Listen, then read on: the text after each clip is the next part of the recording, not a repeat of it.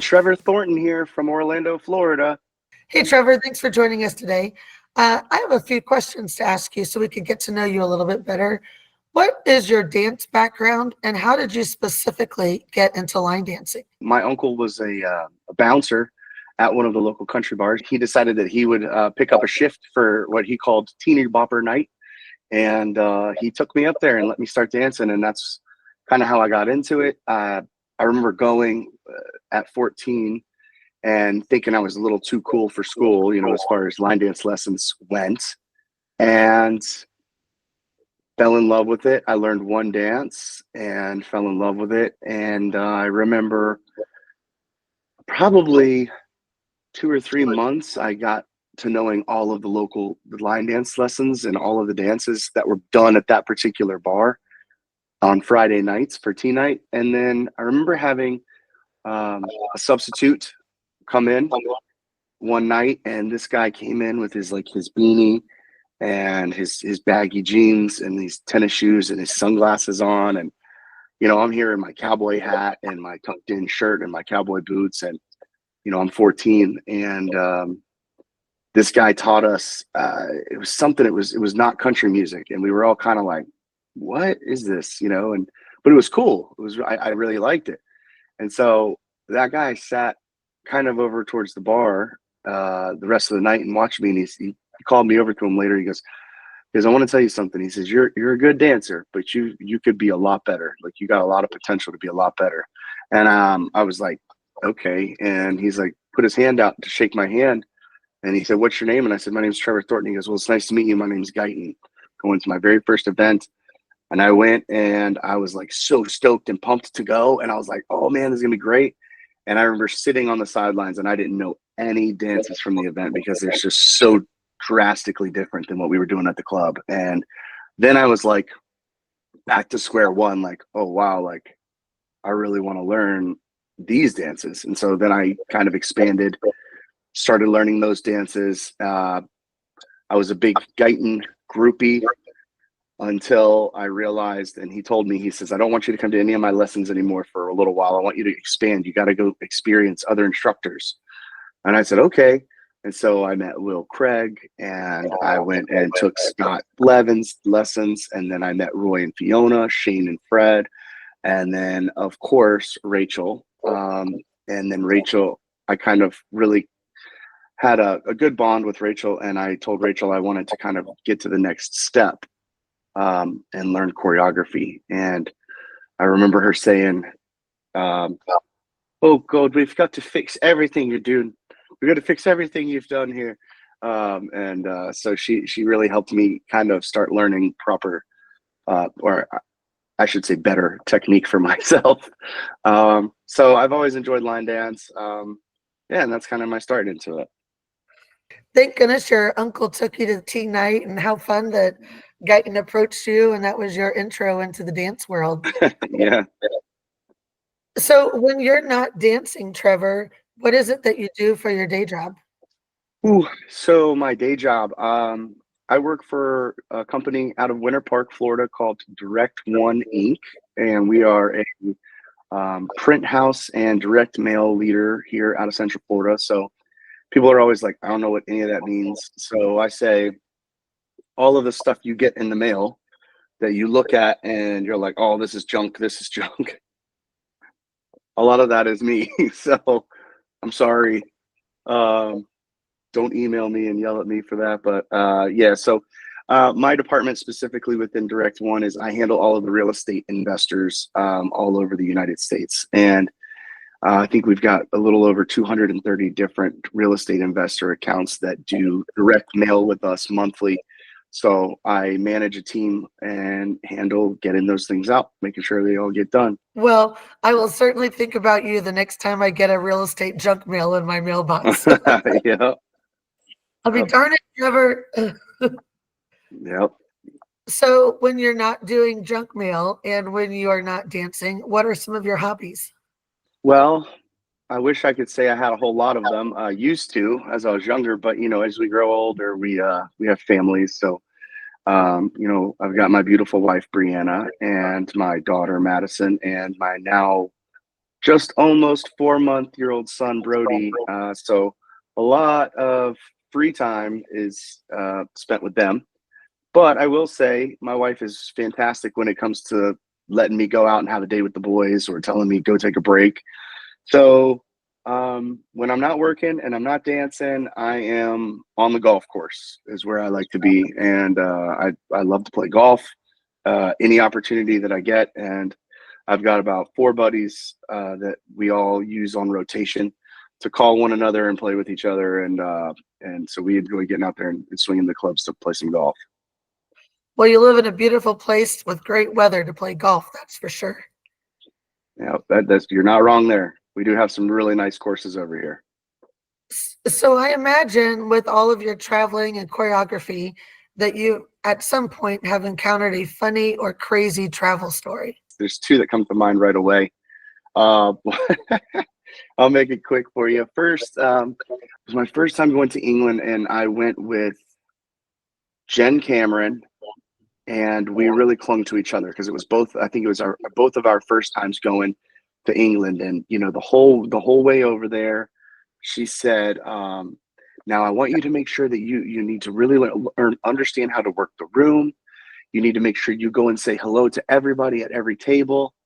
And I remember Rachel McEnany, she was at the event, and she says, "All right, your goal is I want you by the end of the night to be able to remember and tell me 5 people and where they're from." And I'm like, oh my gosh. So I remember meeting a table of dancers. They were laughing and cutting up, and they looked just like I was standing talking to someone, and I looked over at this table. I'm like, I want to hang out with them. They look like they're having so much fun, right? So they were from, I want to say they were from Denmark. And oh my gosh, they were making these shots, right? And so picture like a thimble or like a very, very small cup, right? Like just a little bitty cup, like barely even hold half an ounce, right? They look like little like a sample cup, like that you would get somewhere for a sample, right? So they said, "Oh, do you want to do a shot with us?" And I said, "Yeah." So I'm chatting with them, and they had this alcohol called blah, but they had multiple like flavors of this blah. Well, she started filling all of them up, right? So there's about 6 or 7 like in a row. And honest to goodness, honest to God, Heather, I thought they were samples for me to try to tell her which flavor I wanted. So I drank all of them. And when she turned back around, she was like, "Oh my God." And I was like, "Oh my gosh, I'm so sorry. Like, was I not supposed to?" She goes, "You drank all of them?" And I said, "Yeah." She goes, "Oh, you're gonna be so trashed." She's like, "You're in so trouble." I'm like, "No, these are super small. They're like samples." She's like, "Buddy, you're in for it." And I remember that was a long night. So that was the talk of the weekend because she decided to share with everybody how I drank everyone's shot, and I thought they were samples. So that is a pretty funny story. I did not get sick that night, but I was definitely I needed help walking back to my room. I remember that. And then the other funny story would be Barcelona, Spain, Spanish Hall of Fame, I think is what it's called. But that was a really memorable time. Nothing too crazy. I remember the only thing crazy about that was I had just bought some brand new dance shoes, brand new suede dance shoes, and Guyton just couldn't wait to go a different direction. I was like, "I can't walk that way because it's outside. I don't want to walk outside." And he's like, "Your dance shoes are going to be fine. Let's go." And my first step outside was right into a puddle. And I was like, "Oh, my dance shoes are ruined." And it was like the second night we were there in Barcelona, and I was so upset. Well, that does sound like a pretty crazy story. Um, I bet you didn't remember their names, but you remembered the drink. That's I funny. remembered the drinks, and I remembered that they were from Denmark, and it was Denmark or Sweden. It was one of them. Somebody would probably tell you it was definitely the Swedes, but we can't always blame the Swedes for our actions, right? So If you had to use 3 words to describe you, what 3 words would you say? I don't know. I'd say charismatic. I like to have, I like to have a lot of fun. I like to have, be exciting. I like to be, a light in the room. Not, I'm not very shy. I'm very personable. I enjoy getting to know new people and meeting them. A lot of people would say funny, but I don't know if I'd call myself funny because I don't know. I think that I'm more of like a dad joke kind of funny, not actually funny, just more of a chuckle kind of funny. I guess maybe driven. That's something that I'm super passionate about is just a drive to keep going, continue to learn more, and to continue helping advance other dancers and other people. And it doesn't have to just be about dance. It's about anything in life. My regular job, I'm constantly on my team trying to encourage them and help them have a little bit of drive to be more successful with themselves. Well, thank you. Those are three great words, and it's helpful to see a little bit into your personality. So thanks for sharing that too. Yeah. And I love dad jokes, so I'll be sure to tell dad jokes every time I see you. I'll have a dad joke for you. For sure. My wife is pretty good with them as well. She tends to share them with me, and then I steal them and try to pass them off as if they're mine. So, if you ever hear me tell a dad joke, I probably got it from my wife. All right, at the end of this interview, I might ask you to give us a dad joke if you want to be Oh thinking boy. about Okay. it. I'll try and think about one. Okay. Would you say you are a morning or a night person? A morning or night person during a regular week or during an event? Oh, both. Each one. I would say I'm more of a morning person. I like to have my coffee. I love breakfast. That's my favorite meal of the day, I think, is breakfast. And obviously back in my 20s, I'd say I was more of a night owl because that was like the lifestyle I was living. I was DJing at nighttime. I was teaching at nighttime. That was when I would come to life. Nowadays, if it's 11 o'clock and I'm still awake, that's impressive. I'm normally in bed pretty early. So I'd say I'm a morning person. Okay, but you did say it might be different at an event. So at an event, how would you describe yourself? Well, so at an event, I would definitely be more of a night person because uh, that's when all of the fun is happening, right? That's when all of the excitement is going on. So at an event, what I like to do is I'm normally up early. I like to get a good breakfast because normally you're at a hotel and hopefully if you're at a good hotel, they've got some sort of complimentary breakfast, which I always take advantage of. Um, and try to get some good food to start your day, not just junk. Um, and then I like to teach, have workshops, and then I really love it if I'm able to work it out at an event well. I can try to catch like a good hour and a half to 2 hour nap somewhere before the nighttime party starts. Even if that means I have to sacrifice a dinner or something, I would rather get the sleep and be able to have the longevity to make it through the evening, um, and then just eat a little bit later. So for that instance, I'm more of a nighttime person because I love being able to bounce back and forth between a beginner room and an all request room and being able to like get out, to be able to get out there and just dance and have fun and mingle with all of the people that I didn't see during the day. So yeah, I would say at an event, I'm definitely more of a night person. But come 12 o'clock, 12:30, one of those like, all right, like it's time for bed yet? Because 7 a.m. the next day comes pretty early, and that's normally when I'm up. Alrighty. Well, I will make sure that I carve out a little time for you to take your nap when you're at the Wee Line Dance, Well, thank you. so you can stay out till midnight on the dance floor. Speaking of dancing, can you tell me with your choreography, what is your favorite dance that you've choreographed? What holds a special place as in your heart or as your favorite dance? Favorite choreography. I think, man, this is tough. I have every, it's so funny and it's really unique because almost all of your choreos have some sort of story behind them, right? Like, there's always a uniqueness to our dances and generally a fun story that comes with most of them, or at least for me, there is anyway. I think probably my tied between two.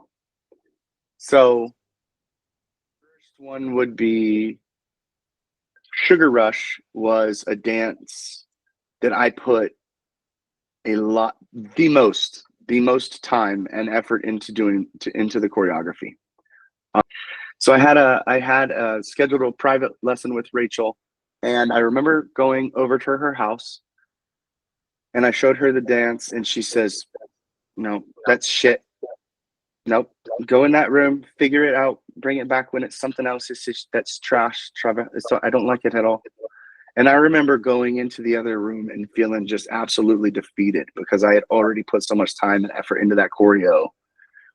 And so I remember coming back, like reworking my choreo, reworking my phrasing and my mapping of the dance, bringing it back out there. And I remember Rachel saying, "Now you've got a hit. I think you've done really well." And she helped me tweak a few things. And then she took that dance on the circuit and taught it around the world. And I think that that was really what helped my name grow. So I'm super blessed and thankful for her and for her doing that for me. And then I think the one that probably means the most to me is Out Like That. And, that's the dance that I won the USL DCC 2015 with. And that was the first, a lot of people don't know this. Reba McEntire was my very favorite country singer growing up. In fact, I used to have a chicken named Reba. And so Reba has always been my favorite female artist. And I've never choreographed to a female artist song. So that was the very first song that was a female artist. And I said, I've got to write to it. Like, I have to. Like, this is it. I love this song. I have to write to it. And, what's funny is, like, when you listen to those lyrics and you listen to what that song is about, I wasn't going through anything in my life that resembled that, and it's generally speaking to a woman, right? It's talking to the girls. It's. But I like the beat, I like the track, and I was like, man, this will be a really great hit for the club. And never in a million years did I think that that dance would blow up and become what it is today and be danced all over the world. And so I still stand by, and I still have, that's the only dance that I've written that is to a female artist. So, that's not that I won't ever write to another one that is a female or has a female in it, but that's just one that really spoke to me. So that's probably one of my favorite. I had a lot of fun choreographing it, and I really love watching people dance that one because of all of the cool stuff that they add in and change to it, and all of the flair and turns and spins and tricks and dips and all of that fun stuff that they add into my choreo. I love it. So I think it's cool. Well, I have a few follow-up questions. You had me at chicken. You had a pet. You had a pet chicken. I did. Yeah, Was that in Florida? we had two roosters, Tom and Jerry, and we had gotten a couple chickens, and it was Reba and Tucker for Tanya Tucker. We went with her last name since we used Reba's first name. And then and no, I don't live on a farm. Just we've got a lot of property here, but yeah, we had those before. And then now actually I have a dog, and if I can get him to come here, I'll show you him. Come here, Brooksy. Brooks. And now I have, come here, buddy. Come here. Now I have Brooks, and at some point, if we ever get another dog, we'll have Dunn. Come here. My wife says it'll be a wiener dog, but this is Brooks. Aww. Yeah. Can you say hi, Brooksy? Yeah. So this is Brooks, and if we ever get another dog, that will be Dunn, and then we'll have Brooks and Dunn, and I had a Reba. So. Oh, I love it. Thanks for showing us Brooks. And now my question to you is, what is your favorite dance, or top 2 or 3 dances to dance to that you did not choreograph? Okay, I know right off the top of my head, number 1, The Vibe. Definitely The Vibe, the Tim Johnson. I'm loving that dance. I really enjoy it. I love that track. I love that West Coast feel to it, that rhythm. It just feels so good. There's so much you can add into that dance every time you do it to make it a little different. I definitely say one of my top 3 favorites is Run Me Like a River. I love that dance. to me, that's a passionate dance. It's got a lot of emotion in it. It's quite different. I like that one. Um, there's a dance right now, a newer dance called We Pray, and that is awesome. I've really thoroughly been enjoying that one. That's by See, I don't want to say all of the names because most of these have so many different choreographers. I don't want to forget anyone and be rude with it, but I know that Guillaume Richard is one of the choreographers of that one, and I know there's someone else, and you know what, I'm gonna have to look it up while we're on here. Yeah, Esmeralda Vanderpool and Guillaume Richard. So yeah, that's it, and that's a really cool dance. So, and then Scott and Joe Thompson have a dance called Bring the Wow, and I've really been feeling that. It's something a little bit different. It's outside of what I normally dance or whatever. So I've really been trying to challenge myself by kind of stepping outside of my box and learning some things that are just outside of what I would normally teach or dance. And so that's one that I've really been enjoying as well. Well, thanks. I seem to have a similar taste in dances as you do. So I'm going to look up We Pray because I do not know that dance. And we will make sure that we get these played when you're at the We Line Dance event. You share with us something that nobody knows about you. Like a little, something like maybe a phobia, or maybe something that's like a pet peeve, or maybe it's something that you just love to do, or a funny story, just something that nobody knows about you, or most people don't know about you. Ooh, I absolutely despise, like, I cannot mustard. I hate mustard. If I will tell you right now, Heather, if I were starving and you offered me a hamburger and it had mustard on it, I'll starve. I'm not eating it. I don't like mustard. The consistency, the texture, I don't eat it I don't eat it on anything. I hate mustard. If I ever have anything that has mustard on it, I won't eat it. Now, that being said, there's a lot of things that utilize mustard in them. I like honey mustard, Chick-fil-A sauce. I love Chick-fil-A sauce. I'll eat that. And I know that probably has mustard in it. That's okay, because to me, I don't know it. I don't taste it. But yellow mustard, deli mustard, any of that, nope, I'm out. I don't do it. So I can't stand mustard. Let's see. Is there anything else that's a little more fun or exciting than mustard? Even the look on your face says it all when you yeah. say the word mustard. No, I don't even like it. I don't know what else. I was trying to think of something else. I mean, okay. So a lot of people probably don't know that I'm actually ordained. Very, very involved, and I'm a huge part of my church, Lockhart Baptist Church here in Orlando. Love that. My whole family is. My wife and I run their vacation Bible school every year. Definitely more my wife. She puts all of the planning together. I just do all of the creative part of things and try to come up with fun games that still intertwine Bible stories or some sort of lesson from the Bible. So a lot of people probably don't know that. Well, thank you for sharing that, Trevor. Yeah. I really appreciate it. Well, listen, Heather, thank you so much for taking the time and putting this together. I know I made it difficult with my schedule, but I greatly appreciate it. I'm really looking forward to joining you and being at the We Line Dance event on June 5, 6, 7, 8, which wonderful idea, by the way. Really cool. I thought that was super unique. Love it. Looking forward to checking out those new dance floors that you guys have. I'm really excited to see those as well, and joining everybody on the dance floor. So excited to see you guys soon. Why you got your back against the wall?